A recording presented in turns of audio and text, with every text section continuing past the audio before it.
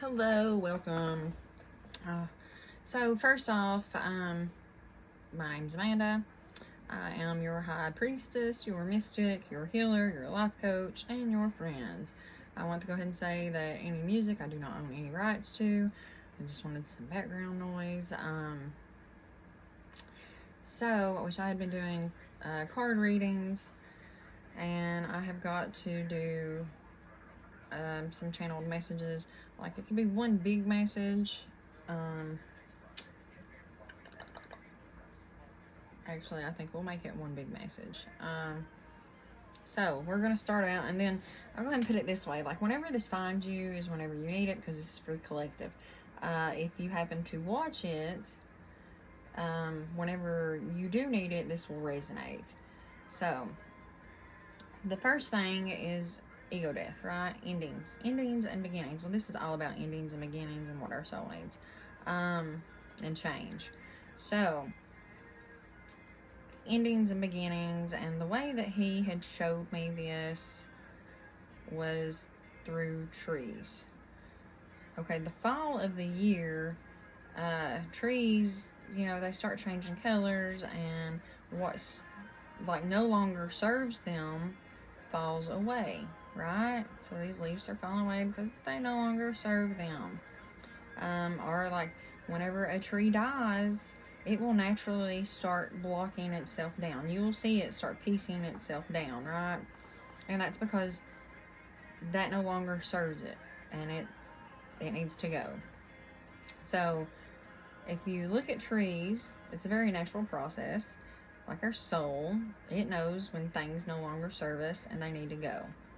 And that's okay. It's not,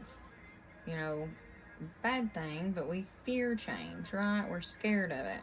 And ego deaths can be very, very messy, because a lot of times when we're going through them, we don't know that we're going through them, and they can be very messy. Lashing out, or acting with no consequence. But it's because we are so scared of change. We fear it so much because we're so used to what's normal for us, right? And it's okay. We shouldn't fear it, because it's for our better. It's for our benefit.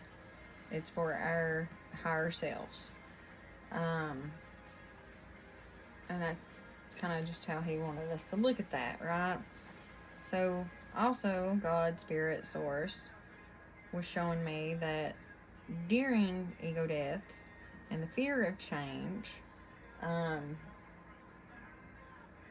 it's about going in, just going ahead and taking off. Like, we fear it so much and we're scared of it that, like, we kind of slow it down. It's a very stagnant process at times. And what he showed me was like little dot people. Of all things to say, little dot people. One standing in the middle of this space, and then there is just all these other ones kind of cram packed in and going around this one in every direction possible. And and what he was saying is, just go, take that leap of faith, go, and whatever direction you go in, know that it's okay. And even if you get down through that direction so far, it's to know, if you feel like you took the wrong direction, you can make a turn, you can make a change and go into a different direction. It's okay. And the reason for this is, okay, the way to look, at the world that he has created, that Source has created for us, right? This matrix that we live in. Okay, so right now, imagine this dot, right? And it's going straight. Okay, around this dot is all, like the whole idea with the dot person in every direction, but okay, so around this dot, there's all kinds of dots, and they're running parallel. And whenever we take off in whatever direction we're going, we're jumping to a different timeline. Okay, the ideal of ego deaths and endings and beginnings and change and going in these directions, and even like I said, if you get so far down this direction and you feel like you've made a wrong turn and you need to make a change, it's great to go into a different direction, because what we're doing is we are trying to receive Christ's consciousness, to reach our highest timeline. And we've got to go through this to reach our highest timeline. And a lot of times with ego deaths and change, it's kind of a very healing journey of letting go of, like I said, things that no longer serve you, letting go of past, letting go of hurts, and you're moving forward, and it's to get to our highest timeline. So that's a way to look at that. Okay, now for the third part of this, is the karmic wheel, the wheel of fortune in tarot. Like, I call it the karmic wheel. Okay, so our soul, and this is something that you need to trust, like God, source, spirit, however you want to say it, talks to us through our soul. But we've got to understand discernment and ego, right? Because our ego tries to hold on to things and tries to keep us down and tries to keep us scared and fearful whenever God is talking to us through our soul.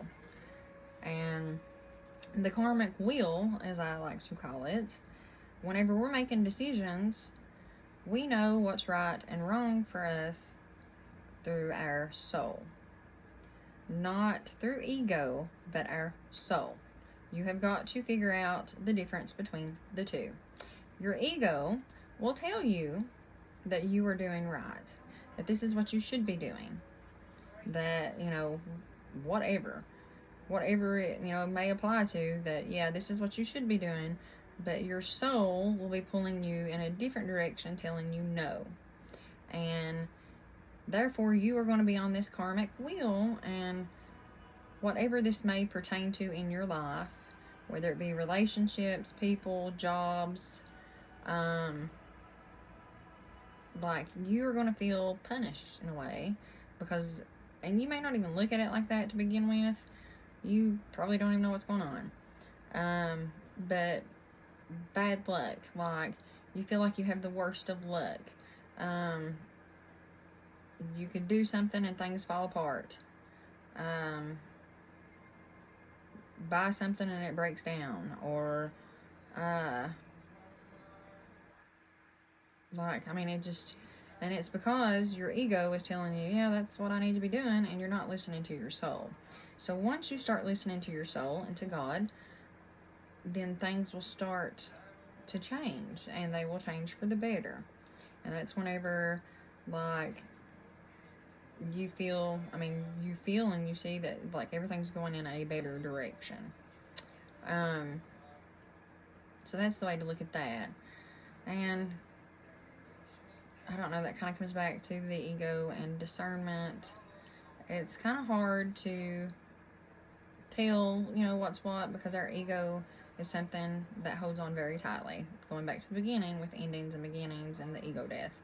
It holds on very tightly because it makes us fear the change.